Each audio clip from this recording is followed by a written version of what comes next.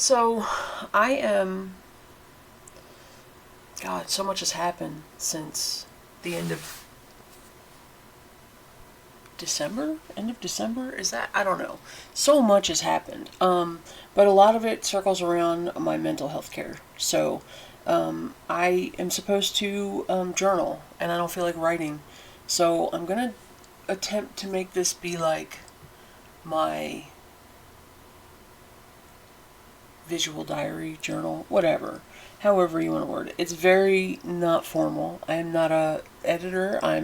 My it's not going to be good. It's not going to be perfect. But it is going to be authentic. So, I met with my psychiatrist today, second time in a week, just to kind of go over a game plan. I contacted my previous therapist, and the reason I terminated my care with her was I had seen a video on Facebook or TikTok. I can't remember where I saw it, and a lot of what the woman was talking about in it resonated with me as far as blurring lines with your mental health care provider. And it wasn't. I don't mean that it was blurred lines in a bad way. It just happened. I've been seeing this person for almost 4 years, and in 4 years' time, we have similar interests. We have vastly different interests, but we were always able to connect and talk. And she was really good and very instrumental in as far as I have come. She's been a very big key piece in my healing journey, and I am forever grateful for that. However, you know, once for me, and I don't know if this is for anybody else who's had issues or problems with blurred lines and mental health, like once I saw it, I couldn't unsee it. I couldn't just go beyond that and be okay with that. So, I sorry, I had to sneeze, and so I paused this. It's gonna look weird. I don't care. I really don't. I'm not a YouTuber. Let's be clear. Once I realized there was a lot of blurred lines, be it on my end, maybe not even on her end, whatever, I couldn't go back. Like I couldn't go backwards. A lot of things happened at the clinic I had been seeing her at in the last year, and so it's not a bad thing that I don't think, and I struggled with it. I struggled with it for weeks before. Come here. I struggled with it for weeks before I made the decision, and so now that I have, that doesn't mean that I'm done with therapy. It just means I need to find somebody else because I cannot go without therapy. I need to have someone. What are you doing, Bean? Come here. It's my dog. I spoke with my doctor today, and he's going to refer me to someone. I'm going to go meet this person and give it a try. I don't know how it'll work. I don't know if I will connect with this person, but I'm willing to try because I do know that I need therapy. And it, you know,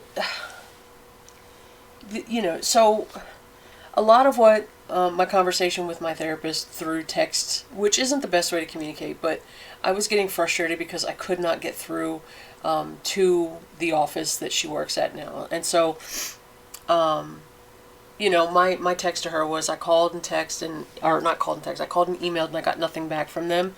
And then I said, I think I'm going to take a step back for a while. I felt like I'm at a plateau and I don't know what I'm looking for in therapy anymore. I also am very hesitant to basically start over in a new clinic, new support staff, and a new location. I feel like I've stalled this whole year.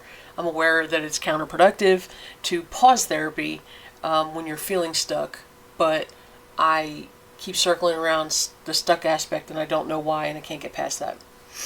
Her response was, it's been over a month since I've seen you. I don't deal with her staff that's there. She basically does her own stuff, which was fine. And so I sat and I thought about that response. And I said, I guess I don't really know how to word exactly how I'm feeling. I feel like therapy had become more of just a hangout session.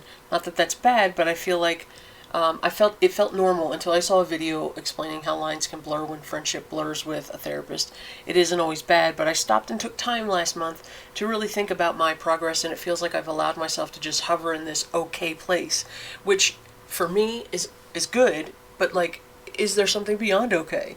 Am I going to be okay for the next duration, like for the next few years? I don't know, and I'd like to be more than okay if there's something else. And not really, I said, being hovering in this okay place and not really working towards being more than okay. I felt a lot of hesitation last February about returning due to a lot of clinic drama. And to be honest, when she was let go again, and I had a long week of not wanting to enter another agency, to go somewhere new, and I started thinking, like, this is just going to keep happening. It's going to happen over and over and over, and I started to get a little freaked out, whatever. I'm glossing over to keep it kind of private. I said, I said, and once I stepped back, and again, after seeing a video about this type of situation, I was like, holy shit, has this happened to me? And in no way am I saying I haven't made great progress over the years, but this last year, and I said partly I blame myself for being hung up on my parent stuff. I just feel like I'm circling around and around, and I think, one, I need to step back and really figure out what I need from therapy, and two, where I want to get that therapy from. And what is worse is that I hate that I feel like I'm telling a friend this and not my therapist. I think that it's become too normal to just be so cordial and have feelings. I have had these feelings for weeks now, and this would that it would hurt her feelings, or make you think that I'm a piece of shit. Because that's the feeling I was having.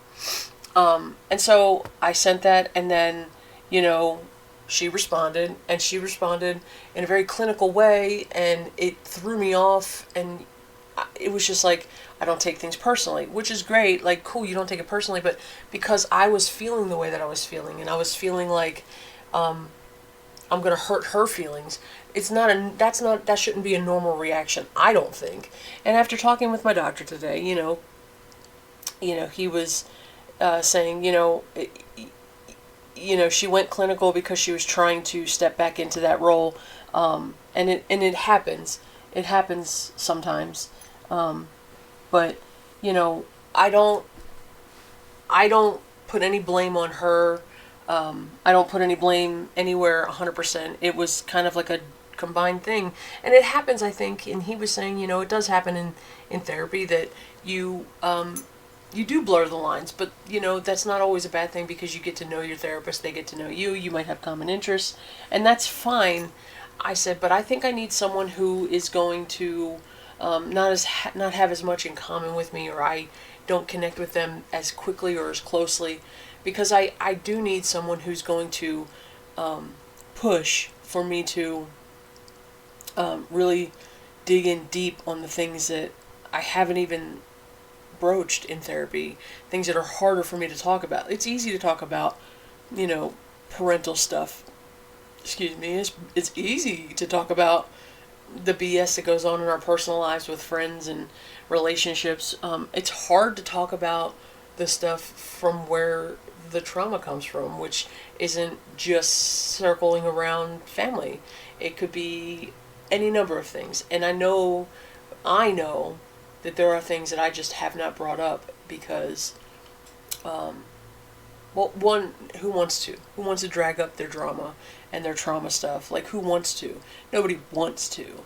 So, I haven't, and I didn't get pushed to, I don't mean like push, like force me to talk about these things, but like push in the sense that, like, is there anything else that you would like to start working on? And I'm not blaming anybody. There's zero blame. It just is how it's worked, and that sucks. What are you doing? Come on, go lay down. It just sucks because I did have a good thing going. I don't know. Sometimes it's good to shake things up and upset the apple cart. Is that how they say things like that? I just want to. I wanna be able to feel better than okay, and I would like for ugly, harmful thoughts in my head to go away, and I would like to find a time where I believe that I'm worth anything beyond just being the funny fat friend. I would like to know that there's more self-worth inside of me, than the things that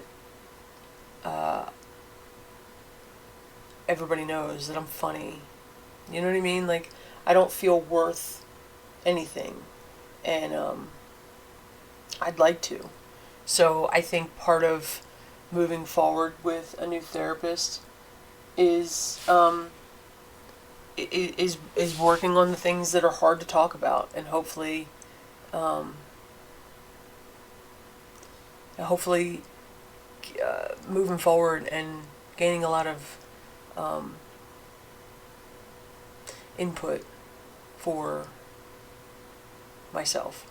So my doctor referred me to somebody, and I'm going to try this person. I don't know who they are, and I'd like for them to have no connection to me or anybody I know.